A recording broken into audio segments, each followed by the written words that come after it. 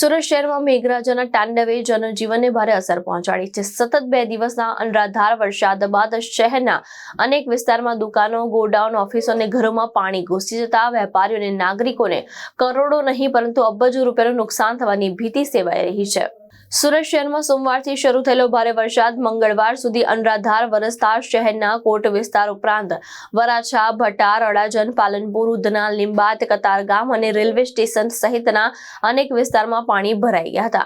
Basement અને ground ફ્લોરની દુકાનોમાં ઘૂંટણસમા પાણીથી લઈને કમર સુધી પાણી ભરાતા કાપડ, ઇલેક્ટ્રોનિક્સ, કરિયાનું, ફર્નિચર, મોબાઈલ અને કોસ્મેટિક સહિતનો કિંમતી માલસામાન પાણીમાં પલળી જતા વેપારીઓને મોટું આર્થિક નુકસાન થયું છે।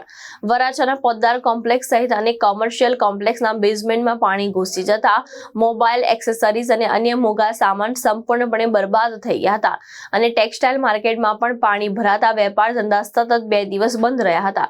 બીજી તરફ શહેરના અનેક નીચાણવાળા વિસ્તારમાં વરસાદી પાણી ઘરોમાં ઘૂસી જતા ઘરવખરી, ઇલેક્ટ્રોનિક સાધન અને જરૂરી સામાનને પણ ભારે નુકસાન થયું છે।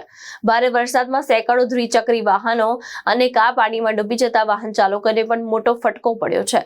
વેપારીઓના જણાવ્યા મુજબ આ વરસાદે સુરત શહેરને કરોડો નહીં પરંતુ અબજો રૂપિયાનું નુકસાન પહોંચાડ્યું છે અને સાથે જ મેટ્રોની કામગીરી અને વરસાદી પાણીના યોગ્ય નિકાલના અભાવે શહેરની સ્થિતિ વધુ વિકટ બની હોવાનું પણ ચર્ચાઈ રહ્યું છે।